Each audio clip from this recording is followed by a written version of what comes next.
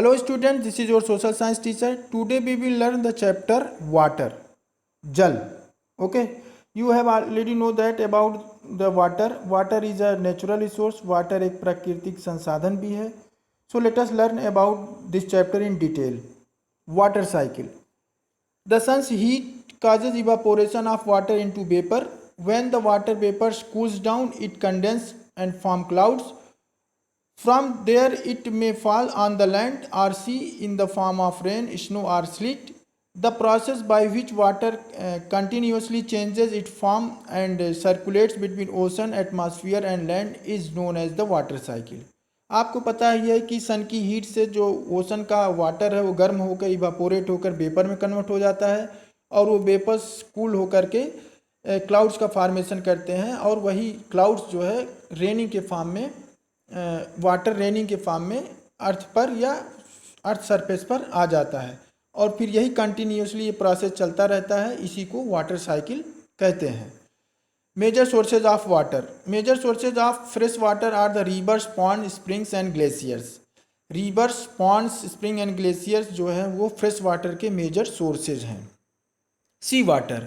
The ocean bodies and sea contain salty water. The water of the oceans is salty or saline as it contains large amount of dissolved salts. जो ocean का water है या सी का water है वो सैल्टी है. वो इस वजह से है क्योंकि उसमें बहुत सारे कंटामिनेंट्स या बहुत सारी चीज़ें उसमें डिजॉल्व हैं. Okay, most of the salt is sodium chloride and are the common table salt that you ईट.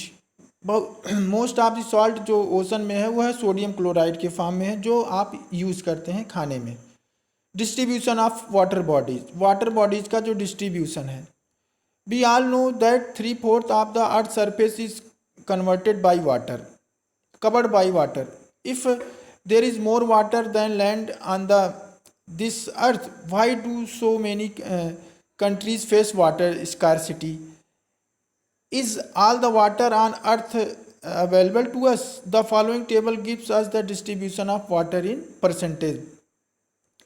हमको पता है कि पूरे अर्थ सरफेस पर 3/4 पार्ट वाटर का है और अगर लैंड सरफेस पर इतना ज़्यादा वाटर है फिर भी बहुत सारी कंट्रीज़ क्यों पानी की कमी से जूझ रहे हैं, वो उनमें पानी की कमी की समस्या बनी हुई है. क्या अर्थ सरफेस पर जितना पानी है वो सब हमारे लिए अवेलेबल है?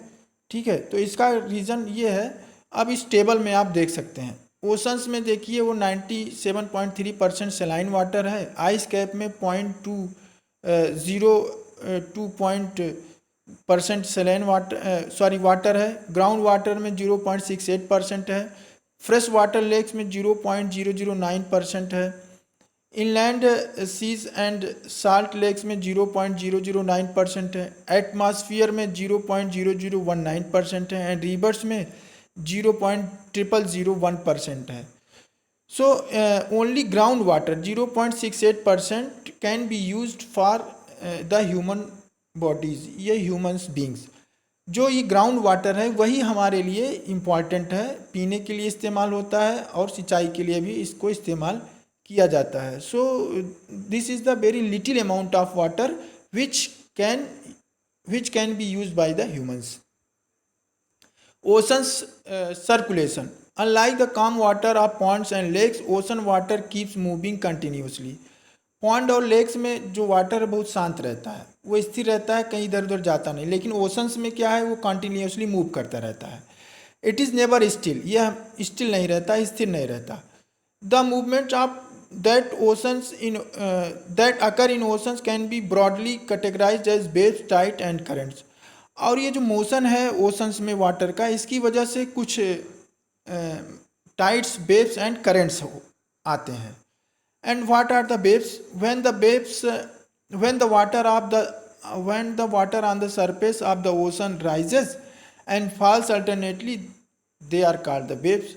अब ओशन का वाटर अगर राइज करता है और फिर फॉल करता है, अगर ये कार्य अल्टरनेटली होता रहता है तो इसको हम लोग वेव्स कहते हैं. स्टॉर्म क्या है? During a storm, the winds blowing at very high speeds from huge waves. These may cause tremendous destruction. तूफान जब आता है स्टॉर्म के समय, जो हवा की स्पीड है, जो एयर है, जो विंड्स हैं, ठीक है, वो बहुत तेज़ी से ब्लो करते हैं, बहते हैं, और बहुत ही ह्यूज वेव्स के साथ बहुत बड़ी बड़ी तरंगे उसमें उठती हैं, जिसकी वजह से ये बहुत बड़ा डिस्ट्रक्टिव, ठीक है, बहुत ज़्यादा डिस्ट्रक्शन का कारण भी बनता है। An earthquake, a volcanic eruption or under water landslide can shift large amount of ocean water as a result a huge tidal waves called tsunami that may be as high as 15 metre is form. The largest tsunami ever measured was 150 metre high. समुद्र में earthquake या volcano की वजह से बहुत सारा water वहाँ से हट जाता है, जिसकी वजह से समुद्र में वेव्स, बड़ी बड़ी वेव्स उत्पन्न हो जाती हैं, जिसकी वजह से सुनामी जैसी आपदाएं आती हैं, और इसकी तरंगे लगभग 15 मीटर हाई तक होती हैं, हाइट, ठीक है। और अभी तक सबसे ज़्यादा जो सुनामी जो मेजर की गई है, उस सुनामी की जो वेव्स थी वो लगभग 150 मीटर हाई तक थी। These waves travel eight A speed of more than 700 kilometre per hour. ये वेव्स जो है 700 किलोमीटर पर आवर स्पीड तक ट्रेवल कर सकती हैं। The tsunami of 2004 caused widespread damage in the coastal area of India. The Indira Point in the Andaman and Nicobar Islands got submerged after the tsunami.